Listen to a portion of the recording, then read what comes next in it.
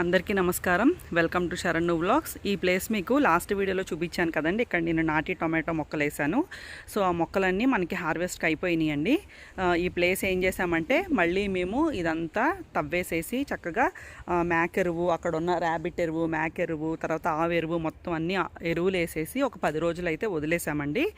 So ఈ రోజు అయితే మళ్ళీ నేను కొత్త శాప్లింగ్స్ తీసుకొచ్చాను. ఆ శాప్లింగ్స్ అన్నీ ఇక్కడ పెట్టడం జరిగిందనమాట. సో ఆ వివరాలన్నీ ఏమేం చేశానో ఆ విశేషాలన్నీ మీకు ఈ వీడియోలో చూపిస్తాను. సో ఇక్కడి నుంచి మొదలు పెడితే ఇక్కడ మీరు చూస్తున్నారు కదా, ఇవన్నీ ఏంటంటే రెడ్ కలర్ లెట్యూస్, అలాగే వైట్ కాలీఫ్లవర్ అండి. వైట్ కాలీఫ్లవర్, తర్వాత రెడ్ లెట్యూస్ అనమాట.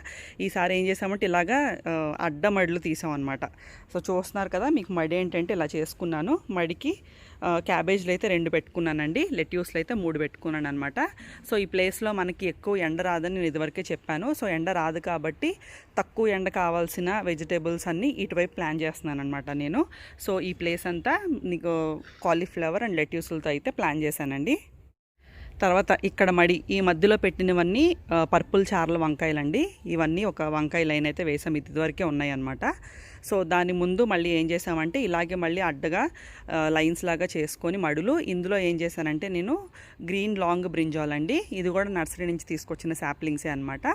ఇవి ఏం చేశానంటే నేను ఒక్కొక్క మడికి ఒక వంకాయ మొక్క, ఒక చామంతి మొక్క పెట్టుకున్నాను. చామంతి శాప్లింగ్స్ కూడా తెచ్చాను. ఇవి ఎల్లో కలర్ చామంతులు అండి.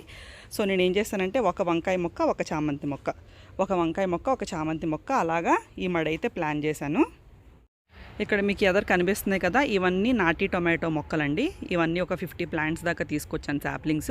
ఆ 50 శాప్లింగ్స్ ఇలాగా మడ్లు లైన్లు తీసేసుకొని ఇలా పెట్టేశాము.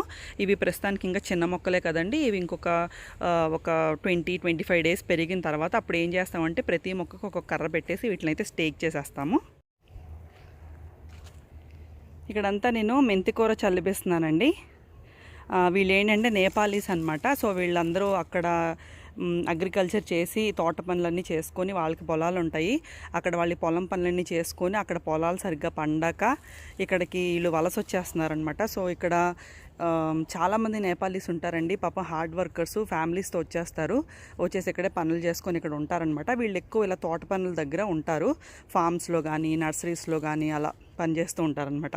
సో ఈ అన్న ఏంటంటే నాకు తెలుసు ఈ పాలకూర, మెంతికూర ఇవన్నీ ఎలా చల్లాలో. సో నేను చేస్తాను మేడం అని చెప్పేసి నాకైతే ఈరోజు హెల్ప్ చేస్తున్నాడు. సో ఇదంతా మెంతికూర అయితే చల్లుతున్నాడండి. మనమైతే చాలా ఒత్తుగా వేసేస్తాము, ఈయనైతే అసలు అక్కర్లేదు అంటున్నాడు. చాలా పలచగా చల్లుతున్నాడు అనమాట. సరే వీళ్ళకి ఆల్రెడీ అలవాటు ఉంది కాబట్టి ఈ పనులు ఎలా చేస్తారో నేను కూడా చూసి నేర్చుకుందాము అని చెప్పేసి ఈరోజు అయితే అన్నతో చల్లిపిస్తున్నాను. సో ఇక్కడ ప్రాబ్లం ఏంటంటే వీళ్ళకి నేపాలీనే ఎక్కువ వచ్చండి, హిందీ ఏదో లైట్గా మాట్లాడతారు. సో లాంగ్వేజ్ కమ్యూనికేషన్ బ్యారియర్ అయితే చాలా ఉంటుందన్నమాట. సో చూడండి, నేను ఇన్నిస్తే ఈ ప్లేస్కి సగమే వేసాడనమాట. చాలా అంటున్నాడు, ఇంకా అంతకన్నా అక్కర్లేదని చెప్పి అంటున్నాడు. చూద్దాము ఇవి ఎలా జర్మినేట్ అవుతాయో ఏంటో మీకు అప్డేట్ చేస్తాను. మనకి మెంతికూర మెంతులన్నీ చల్లేసిన తర్వాత పైన చక్కగా మట్టి చల్లేస్తున్నాడండి. నేను ఇంకా దేంతో అన్నా ఒక పళ్ళది ఉంటుంది కదా, పార లాంటిది, దాంతో కూడా కొంతమంది ఇలా అనేస్తారనమాట పైన. బట్ నేను ఏంటంటే అలా ఏమనకుండా జస్ట్ మనం ఎలా చేసుకుంటాం మిద్దె తోటల్లో అలానే పైన అయితే చక్కగా సన్నగా మట్టి అయితే చల్లేస్తున్నాడు, ఆ విత్తనాలన్నీ కవర్ అయ్యేలాగా. ఇక్కడ మనం అంతా మెంతికూర వేసేసాం కదండి. సో పక్కన కూడా నేను ఏం చేస్తున్నానంటే సేమ్ అలాగే ఇంకొక పెద్ద మడి తీపిచ్చి ఇక్కడైతే పాలకూర ప్లాన్ చేస్తున్నాను అనమాట. సో దానికి కూడా ఫస్ట్ ఏం చేస్తున్నారంటే ఒక మడిలాగా రెక్టాంగిల్ లాగా తీసుకుంటున్నారు. తీసుకున్న తర్వాత దాన్ని ఏం చేస్తారంటే మట్టి మొత్తం కుల్లబరిచేస్తామండి. మొత్తం తవ్వేసి కుల్లబరిచేసిన తర్వాత ఆ కుల్లబరిచిన మట్టి మీద మళ్ళీ మనం పాలకూర విత్తనాలు అయితే చల్లుకోవడం జరుగుతుంది. ఈ ప్లేస్ అంతా మెంతికూర అయితే వేసేసాం కదండి. ఇదిగోండి మళ్ళీ ఇలాగే ఇంకొక మడి అయితే చేసుకున్నాము. ఆ మడిలో మొత్తం పాలకూర వేస్తున్నాము. అది చూడండి, మనకు అలా చల్లటం రాదనమాట. వాళ్ళు ఏంటంటే ఎంత ప్లేస్కి ఎంత విత్తనం వేయాలో అంతే వేస్తారు, ఎక్కువ వేయరనమాట, సరిపడా వేస్తారు. అదే మనం వేసామనుకోండి గుబురుగా వేసేస్తాను. నేనైతే అలాగే వేసేస్తాను. తను ఏంటంటే ఆ విత్తనాలు కూడా వేస్ట్ చేయకుండా ఈ ప్లేస్కి ఇంత చాలు మేడం, ఆ వద్దు ఇంకా వేయొద్దు అని చెప్పేస్తున్నాడు అనమాట. ఇంతే చాలు, ఇంకెక్కువ అయిపోతాయి అని చెప్పి ఆపేస్తున్నాడు. ఇప్పుడు నేనైతే ఈ చిన్న మడికి నా దగ్గర ఉన్న మెంతులన్నీ అయితే పిచ్చిగా పోసేసేదానండి. వీళ్ళకైతే టెక్నిక్స్ తెలుస్తాయి, అవి ఎలా మొలవాలి, ఎంత ప్లేస్కి ఎన్ని విత్తనాలు పడాలి, అవన్నీ వీళ్ళకి బాగా తెలుస్తాయండి. మెంతికూరకి అయితే పైన మట్టి చల్లారు కదా అన్న. ఇప్పుడు చూడండి పాలకూరకు మాత్రం ఏం చేస్తున్నారంటే చేత్తోనే ఆ విత్తనాలని అటు ఇటు అలా అనేస్తున్నారనమాట. మెంతికూరకు అయితే ఇలా చేయలేదు ఈయన, పాలకూరకు మాత్రం ఇలా చేస్తున్నారు.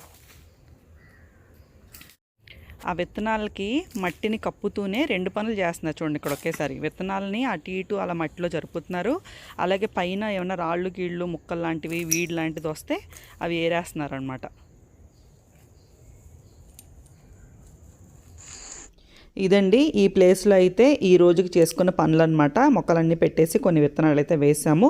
మ్యాక్సిమం 3/4 ఆఫ్ ద ప్లేస్ అయితే నేను కవర్ చేశాను. ఇంకా కొన్ని క్యారెట్ విత్తనాలు వేయాలి, అలాగే స్వీట్ కార్న్ మొక్కలు తెచ్చాను, అవి కూడా వేయాలన్నమాట. అవి ఇంకో రోజు చేద్దామని చెప్పేసి ఇంకా ప్రస్తుతానికైతే ఈ రోజుకి ఇక్కడ ఈ పనులు చేసాము.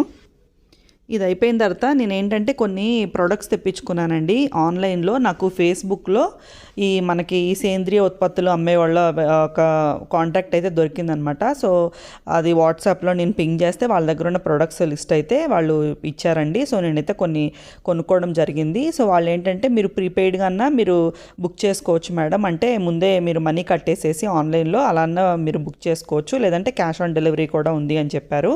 సో నేను ఫస్ట్ టైం తీసుకుంటున్నాను, వాళ్ళ గురించి నాకేం తెలియదు, మళ్ళీ జెన్యున్గా ప్రోడక్ట్ వస్తుందో రాదో అని నాకు కొంచెం డౌట్ ఉండిందండి. అందుకని నేను ఏంటంటే క్యాష్ ఆన్ డెలివరీ పెట్టుకున్నాను. కానీ వాళ్ళు పాపం జెన్యున్గానే ప్రొడక్ట్స్ అయితే ఇంటికి నాకు పంపించేశారనమాట. సో వీళ్ళ దగ్గర మీకు కావాల్సిన ఆర్గానిక్ ప్రొడక్ట్స్ అన్నీ ఉన్నాయండి. మీకు కౌ మెన్యూరు, తర్వాత నీమ్ మెన్యూరు, ఎప్సమ్ సాల్ట్, ఇలాంటి ప్రొడక్ట్స్ అన్నీ, కోకోపీటు, రైస్ హస్క్ అన్నీ ఉన్నాయన్నమాట. సో మీరు ఒకసారి వాళ్ళకి వాట్సాప్ చేస్తే వాళ్ళ దగ్గర ఉన్న లిస్ట్ మీకు ఇస్తారు, ప్రైస్ కూడా చెప్తారు. మీరు దాన్ని బట్టి మీరు కావాలంటే ఆన్లైన్లో మనీ పే చేసుకోవచ్చు, లేదంటే క్యాష్ ఆన్ డెలివరీ కూడా పెట్టుకుంటే మీకు ఇంటికైతే వచ్చేస్తాయి అన్నమాట. ఈసారి నేను ఇవన్నీ రకరకాల ప్రొడక్ట్స్ అని తెప్పించుకొని నేను రెడీగా అన్నీ మిక్స్ చేసేసి ఒక కవర్లోకి అయితే ఎత్తిచ్చేసుకుంటున్నానండి. సో ఇలా చేసుకోవడం వల్ల నాకు ఏమవుతుందంటే నాకు ఎప్పుడు కావాలంటే అప్పుడు నేను కొంచెం తీసుకొని పాట్స్లోకైనా లేకపోతే మొక్క వేర్ల దగ్గరైనా వేసుకోవడానికి నాకు ఈజీగా ఉంటుందని చెప్పి నేనైతే ఇలా చేసుకున్నాను అనమాట. సో బెంగళూరులో ఉండేవాళ్ళు మీరు కూడా ఇలా ప్రొడక్ట్స్ క్యాష్ ఆన్ డెలివరీ తెప్పించుకుంటాను అనుకుంటే, మీకు కావాలి అనుకుంటే నేను ఆ నెంబర్ స్క్రీన్ మీద నేను డిస్ప్లే చేస్తానండి. మీకు ఎవరికైనా ఇంట్రెస్ట్ ఉంటే కనుక మీరు పింగ్ చేసి వాళ్ళని మీరు కనుక్కోవచ్చు. ప్రైస్ లిస్ట్ అంతా వాళ్ళే చెప్తారు. మీకు ఏం కావాలంటే అవి మీరు చక్కగా తెప్పించేసుకోవచ్చు. ఈ పనులన్నీ అయిపోయిన తర్వాత మరి హార్వెస్ట్ కూడా చూపించాలి కదండి. మన తోటలో ఎప్పుడు ఏదో ఒక హార్వెస్ట్ వస్తూనే ఉంటుంది, నేను మధ్య మధ్యలో హార్వెస్ట్ చేస్తూనే ఉంటున్నాను. సో ఫస్ట్ అయితే మన టైనీ టీమ్ టొమాటోస్ హార్వెస్ట్ చూపిస్తున్నానండి. మిగిలిన టొమాటోస్ కూడా అన్నీ పండితే అవి కోసేసి విత్తనాలు తీసేసి అవి రెడీగా చేసి పెట్టి ఉంచాను. అలాగే ఒకరోజు మళ్ళీ రకరకాల టొమాటోస్ కూడా వచ్చేసినాయి, అవి కూడా హార్వెస్ట్ చేసుకున్నాను. మన బర్డ్ హౌస్ సొరకాయలన్నీ ఒకేసారి రెడీ అయిపోయినాయండి. కొన్ని కొంచెం లేతగా ఉన్నాయి, బట్ వదిలేస్తే మళ్ళీ నేను 2 రోజుల తర్వాత తోటలోకి వచ్చాను అనుకోండి అవి ముదిరిపోవచ్చు. అందుకని కరెక్ట్గా ఉన్నాయి అన్నమాట రెడీగా. సో ఈరోజు మన బర్డ్ హౌస్ సొరకాయలన్నీ హార్వెస్ట్ చేసేద్దామండి. మీకు ఈ విత్తనం దొరికితే కనుక ఈ విత్తనం మీరు పెట్టుకోండి. చాలా అంటే మంచి హ్యూజ్ ప్రొడ్యూసర్ అనమాట, ఇది బాగా వస్తుంది ఈల్డ్. అండ్ మనకి సొరకాయలు కూడానండి, ఇప్పుడు for example family of 2 or 4 ఉన్నారనుకోండి, మనకి ఒక కాయ ఒక పూటకు పులుసు పెట్టుకుంటే సరిపోద్ది అనమాట. అంటే మీకు ఒక కాయ కోసుకుంటే ఒక్కసారి కర్రీ చేసుకోవడానికి హ్యాండీగా సరిపోతుంది. పెద్ద పెద్ద సొరకాయలు అనుకోండి, వాటిని హాఫ్ చేసి స్టోర్ చేసుకునేది ఉంటుంది కదా. సో చిన్న చిన్న సైజులు పెంచుకోవడం వల్ల మనకి ఇదొకటి కూడా అడ్వాంటేజ్.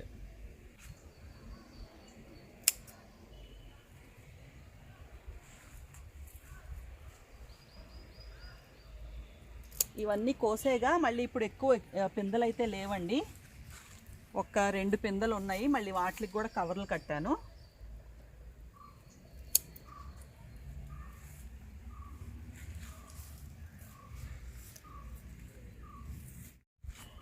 ఇంకోటి ఫైనల్గా మొత్తానికి 5 వచ్చేసినాయండి బుజ్జి బుజ్జి మన బర్డ్ హౌస్ సొరకాయలు. ఇక్కడ ఉన్న కాయ మాత్రం ఇది విత్తనానికి వదిలానండి. ఇప్పుడు దాకా నేను విత్తనానికి అయితే వదలలేదనమాట. సో ఈ కాయ మంచిగా చక్కగా పుష్టిగా పెరిగింది, దీన్ని విత్తనాలకు వదిలేసుకుంటానండి. అలాగే ఇక్కడ ఒక్క చిట్టి గుత్తిబీర పెట్టానండి. ఇది మన అంటే నేతి బీర లాగా మరి అంత ప్లెయిన్గా ఉండదు, కొంచెం గరుగు టెక్స్చర్ వచ్చే బీరకాయ అనమాట, చిట్టి బీరకాయ. ఇవి ఇక్కడ పెట్టాను. ఇదిగోండి ఇలా ఒక 4-5 కాయలు అయితే వచ్చినాయి, ఈ సైజ్ అయితే వచ్చినాయి అండి. ఇంకా నాకు తెలిసి ఇవి కొంచెం పెరుగుతాయేమో అనుకుంటున్నాను, బట్ మనకి పండుగల సమస్య చాలా ఉంది కదండి తోటలో, అందుకని ఈ సైజులో ఉన్న ఒక 3 కాయలు అయితే ఉన్నాయండి. సో ఆ 3 కాయలు అయితే నేను హార్వెస్ట్ చేసేస్తాను. అలాగే ఈరోజు కొన్ని క్యారెట్స్ కూడా హార్వెస్ట్ చేసి తీసుకెళ్తానండి. మధ్య మధ్యలో కొన్ని మొక్కలు లావుగా అయినాయి అనమాట, చూస్తాను, చూసి ఏమొస్తే అన్ని 4 వచ్చినా 5 వచ్చినా ప్రస్తుతానికి రెడీ అయినవి తీసుకెళ్తాను. చూస్తున్నారు కదా, ఇవ్వండి ఈరోజు నేను చేసిన రకరకాల వెజిటేబుల్స్ హార్వెస్ట్. పర్పుల్ క్యారెట్స్ అయితే చక్కగా క్లీన్ చేసేసి ఇలా అట్టి పెట్టేశాను. తర్వాత మీకు పక్కనే చూస్తే అక్కడ కొన్ని రాడిష్లు ఉన్నాయండి. ఆ రాడిష్లు కూడా నేను ఎప్పుడో ర్యాండమ్గా 2 మొక్కలు వస్తే అవి బ్లాక్ టబ్లో వేసాను అనమాట. అలాగే రకరకాల వంకాయలు, అలాగే రకరకాల టొమాటోలు అయితే కోసాను. ఇప్పుడు మనకి గుత్తిబీర, ఈ చిట్టి గుత్తిబీరలో ఒక 3 వచ్చేసింది కాబట్టి వీటితో నేను ఒక చట్నీ అయితే చేసుకుంటానండి. యూజువల్గా నాకు ఇలాగ చిన్న చిన్న బీరకాయలు అవి ఉన్నప్పుడు నేను యూజువల్గా టిఫిన్స్లో అవి చట్నీస్ చేస్తానన్నమాట. సో ఈ బీరకాయలతో ఆ వంకాయలతో నేను ఏం చట్నీ చేసుకుంటున్నానో, ఎలా చేసుకుంటున్నానో మీకు ఒకసారి చూపించేస్తాను. సో ఈ చట్నీ కోసం ఏమేం కావాలో అవన్నీ మీకు ఇక్కడ చూపిస్తున్నానండి. ఈ మిరపకాయలు వచ్చేసి ఫ్లయింగ్ సాసర్ చిల్లీస్ అండి. ఇవి నా వీడియోస్ కనుక ఫాలో అవుతుంటే మీరు లాస్ట్ టైం హార్వెస్ట్లో చూపించాను అనమాట ఈ చిల్లీస్ నేను. సో ఈ చిల్లీస్ ఉపయోగించి ఈరోజు నేను చట్నీ అయితే చేద్దాం అనుకుంటున్నాను. అది ఎలా చేయాలో మీకు గబగబా చూపించేస్తాను, చూసేయండి. ఫస్ట్ నేను బాండీలో ఆయిల్ వేసుకొని ఈ మిరపకాయలని 2 కింద చీల్చుకొని ఫస్ట్ ఆ మిరపకాయ ముక్కలు వేపేసుకున్నానండి. ఆ మిరపకాయలు ఏగుతూ ఉండగానే అందులో నేను కట్ చేసిన బీరకాయ ముక్కలు, వాటి తర్వాత వంకాయ ముక్కలు వేశాను.